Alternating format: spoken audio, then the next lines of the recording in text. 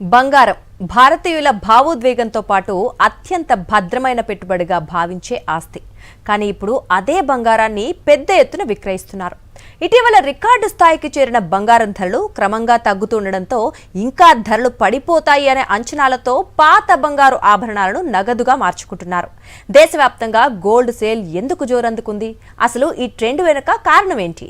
కొద్ది వారాల క్రితం వరకు బంగారం ధరలు రికార్డు స్థాయిలో కొనసాగాయి.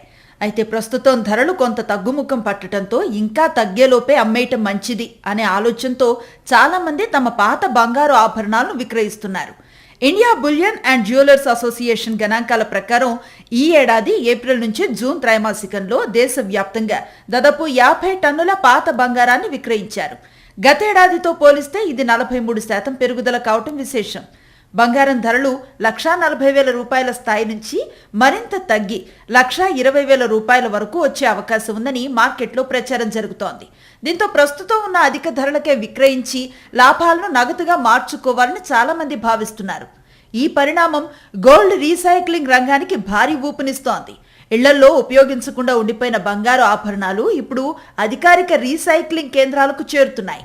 ఇవే ఆభరణాలను శుద్ధి చేసి మళ్లీ ఆభరణాల తయారీకి ఉపయోగిస్తున్నారు. బంగారాన్ని నగదుగా మార్చుకునేందుకు ప్రజలు ఆసక్తి చూపుతున్నారని విశ్లేషకులు చెబుతున్నారు. ప్రపంచంలో అత్యధిక బంగారం వినియోగించే దేశాల్లో భారత్ ఒకటి. అయినప్పటికీ అవసరమైన బంగారంలో ఎక్కువ భాగాన్ని విదేశాల నుంచే దిగుమతి చేసుకుంటోంది.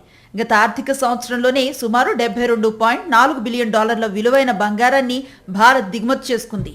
రీసైక్లింగ్ పెరగటం వల్ల దిగుమతుల అవసరం తగ్గే అవకాశం ఉందని పరిశ్రమ వర్గాలు చెబుతున్నాయి. గతేడాది 125 నుంచి 150 టన్నుల వరకు రీసైకిల్ కాగా ఈ ఏడాది అది 200 నుంచి 250 టన్నులకు చేరే అవకాశం ఉందని అంచనా వేస్తున్నారు. భారత్లో ప్రజల దగ్గర దాదాపు 30,000 టన్నుల బంగారం నిల్వ ఉందని అంచనా. ఇందులో వినియోగంలో లేని బంగారం మార్కెట్లోకి వస్తే విదేశీ మారక నిల్వలపై పడే ఒత్తిడి కూడా తగ్గే అవకాశం ఉందని నిపుణులు అభిప్రాయపడుతున్నారు. అయితే ఈ పరిణామాలపై ఆర్థిక నిపుణులు మాత్రం ఒక హెచ్చరిక చేస్తున్నారు.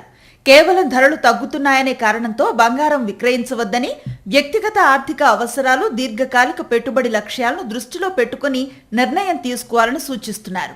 బంగారం ధరలు హెచ్చుతగ్గులు తాత్కాలికమే కావచ్చు, కానీ ద్రవ్యోల్బణం, అంతర్జాతీయ ఉద్రిక్తతలు, ఆర్థిక అనిశ్చితి వంటి పరిస్థితుల్లో బంగారం ఇప్పటికీ సురక్షిత పెట్టుబడిగానే కొనసాగుతోంది.